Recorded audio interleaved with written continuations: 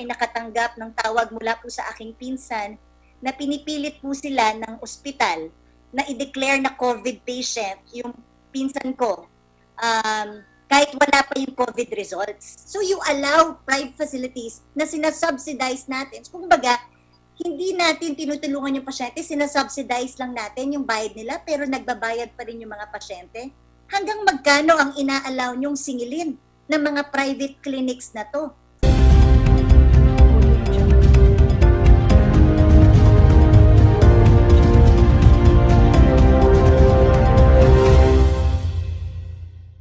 So, hindi kayo nag-due diligence. You cannot assume. You are giving billions and millions of pesos to hospitals. Do you mean to tell me you just assume na sila ay in good standing at maayos at pwede nating bigyan ng limpak-limpak na salapi? Mr. Chair, Madam Congresswoman, again, because we have the accreditation, and with the accreditation, there are documents including the DOH license, then yun po ang atin pong requirement. And at the regional office po, sila po ang nag-check as part of our guidelines. Sila po yung nag-check on the eligibility of our facilities because again, there is a MOA there is a letter of intent and there is a memorandum of agreement before we can release. So, ibig sabihin, hindi ba sa tingin mo, hindi ba tamang requirement na registered business sa isang local government ang isang institusyon para sila ay mabigyan ng IRM? Mr. Chair, Madam Congresswoman, sorry po, pakiulit lang po. So, sa tingin mo, hindi tama na may requirement na tignan kung sila ay legitimate business existing in a local government bago sila mabigyan ng advance na pera mula sa gobyerno or mula sa Philhealth? Mr. Chair, Madam Congresswoman, again, ang amin pong basis would be the accreditation and of course later on, yun pong license as a requirement pagdating po sa accreditation. Well, that's why again, I would like to see that guideline or yung inyong listahan. May tanong po ako, sa pribadong institusyon, pag nagbigay tayo ng IRM, for example, sa isang dialysis center, ang assumption natin dito ay libre po ba nilang ibibigay ito sa mga beneficiaries ng Philhealth na magpapadialysis? Paano po ba yung sistema? Please enlighten me. Opo, Mr. Chair. Ganito po, yun pong ating ibinibigay na IRM as a whole ay again as a prepositioned amount because of the pandemic. So ang mangyayari po noon, that is to make sure that the facilities are able and continuously able to provide the services, yun nga po, brought about by because of the pandemic. So mangyayari po noon, yun pong mga serbisyo na ipinoprovide ng isang pasilidad, sila po ay magpa-file ng claim sa atin for all those services at doon po naman sa mga serbisyo po na yon or doon sa claim, doon po natin ngayon ibabawas or ililiquidate yun pong amount na naibigay po natin. Pero is it supposed to be 100% free or may dinadagdag silang additional na presyo doon sa kanilang singilin pagdating sa pribado?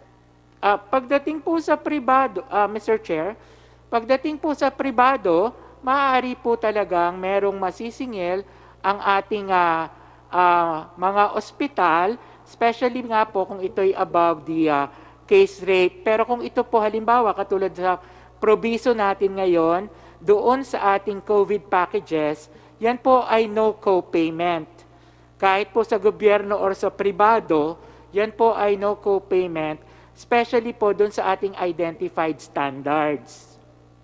Katulad to, gusto ko maintindihan kasi nakarating sa akin na ito palang Bibron na binigyan ng Philhealth ng 45 million ay naniningil sa kanilang dialysis patients kahit Philhealth members. So ano ba dapat ang sistema doon sa bagay na yun?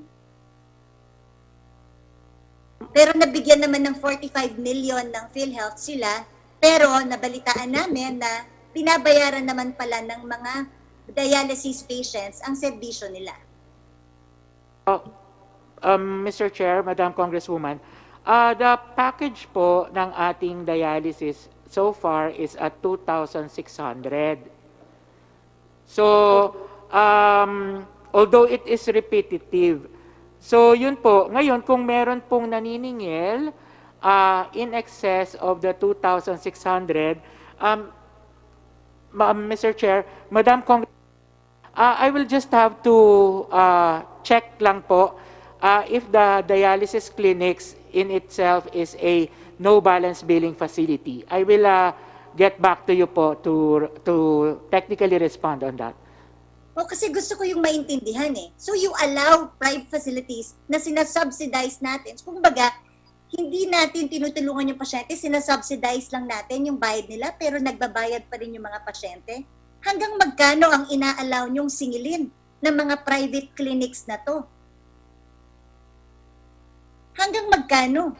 Kung sinasabi mo, allowed silang magpatong doon sa 2,600 na binibigay ng Philhealth. Hanggang magkano? Kahit magkano, pwede lang ipatong? Mr. Chair, sa ngayon po, in general po, ang atin pong polisiya doon sa merong fixed co-payment, ito po yung sinasabi natin na hanggang magkano lang yung pwedeng singilin, ay nakapaloob pa lamang po doon sa tinatawag natin na Z-benefit packages. Yun pong pagtatalaga ng fixed co-payment ay atin pong mailalagay kapag ka po nakuha na natin yung tamang costing ng services being provided. And it is not only for the private but also for the government. So yun pong fixed co-payment sa ngayon po ay again dun pa lang sa Z-benefit packages. Pagdating naman po, and that is the time po that we can actually say na dapat ay ito lang yung pwedeng singilin. So sa ngayon po, wala pa rin po kaming regulasyon pagdating po doon sa magkano ang pwedeng ipatong or magkano ang pwedeng i-charge, especially ng mga private healthcare providers. Pagdating lang po dun sa dialysis, ma'am, again, I will check if it's a no balance billing policy. So, Doc, hindi man lang ba natin naisip na isa sa mga kwalifikasyon ng bibigyan natin ng advance payment ay yung mga clinics at hospitals na willing magbigay na ng libre? Bakit pa natin papadagdagan sa kanila? Hindi ba pwedeng maging kasama yun sa kondisyones natin na, sige, kasama kayo sa bibigyan ng advance payment ng gobyerno kung sakasakali mang allowed ito on the condition na hindi na kayo magpapataw ng additional. Diba? Kasi yun ang dapat tinutulungan natin, yung mga ospital na willing tumulong sa mga kababayan natin. Hindi man lang ba sumagi sa ating isipan na mamili ng mga ospital on the basis of those who can give this service for free? Mr. Chair, tama po kayo and we agree. However, sa kasalukuyan pong polisiya ay hindi nga po yan nasusulat, pero tama po kayo na maaari po nating mapag-aralan pagdating po sa inyong sa inyo pong suggestion. Well, medyo tagilid pa kasi yung ating legal basis nung ating IRM, kaya hindi ko rin malaman kung ito isang bagay na pagpapatuloy pa natin dito sa gobyerno. Pero sa ngayon, gusto ko lang linawin, nakatigil lahat ng IRM natin. Tama?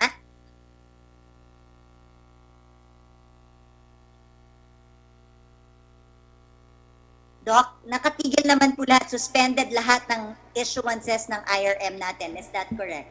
Mr. Chair, Dr. Vargas, tama po ba? You already have 14 billion. May na-release na 14 billion. 14.9 billion po, Mr. Okay, Chair. 14.9 billion na Congresswoman BH ang naka-release sa mga ospital. Opo, pero hindi na tayo nagre-release pa as of now. Nakasuspend tayo kasi I think ang budget nila dyan is 37 billion, if I'm not mistaken, Mr. Chair. I'm just worried na baka mamaya nagtutuloy-tuloy pa rin, nagpa-facilitate at nag-accredit ang Philhealth ng bibigyan ng IRM. Dr. Vargas? Mr. Chair, Madam Congresswoman, 27 billion po. Tapos sa ngayon nga po, gaya ng nabanggit natin, ay nag-scale down na po ang management with regard to the release of IRM, especially for those facilities with COVID patients. And ngayon po ay kasama sa requirement bago po makapag-release ng IRM ay yun pong report coming from the regions with regard Dr. to the Vargas, status of COVID ang patients. tanong po ni Congresswoman, ang tanong po, Clarify ko, scale down, ibig sabihin, it's still continuing. Kailan yung huling release natin sa isang ospital, Mr. Chair? Through you, Mr. Chair. Gusto ko lang po nalaman, na-alarm lang po ako doon sa scaling down. Ibig sabihin, we are continuing to release. Dr. Vargas? Mr. Chair, I'd like to check lang po if you would allow with our finance with regard to the kailan po yung huling release or disbursed. Ang una pong tanong ni Congresswoman Bernadette is, tuloy-tuloy pa po ba?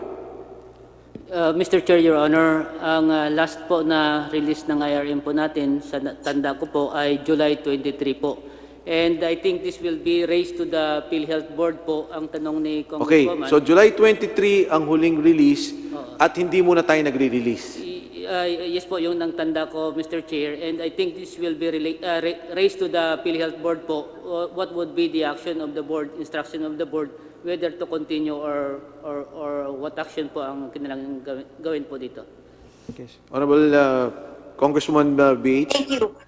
So yun lang, I would just like to make that clear that there will be no releases until the board takes action. And I think this committee also, Mr. Chair, maybe through you, we could also tell the board na until everything is sorted out, I don't think it's right to release, to continue doing so. Dahil as nakita naman natin, hindi pa rin natin na-establish yung legal basis nito.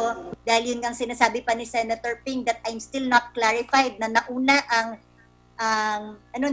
resolution or nauna ang circular bago sa board resolution. I would like to be clarified on that one. I don't know if it was discussed kanina, Mr. Chair.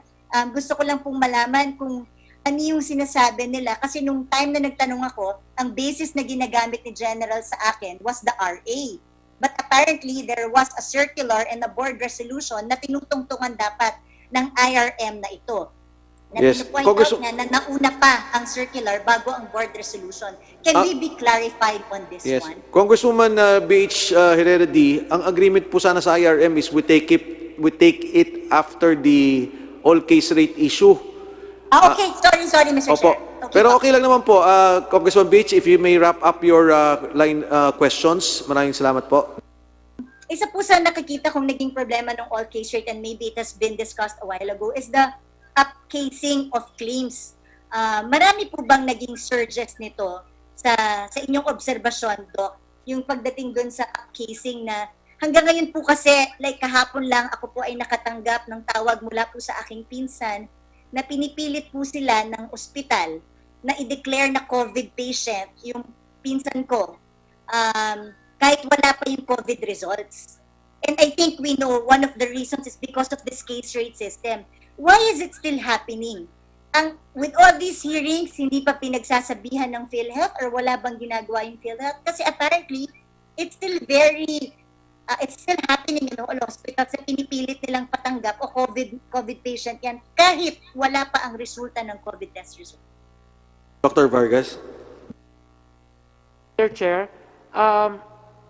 Madam Congresswoman, yes, Madam, I think it is still happening. That's why nga po, there are still cases which are being heard and investigated right now by the corporation. Yun pong tinatawag natin na upcasing. Opo, maaring nangyayari pa rin po ito sa ngayon.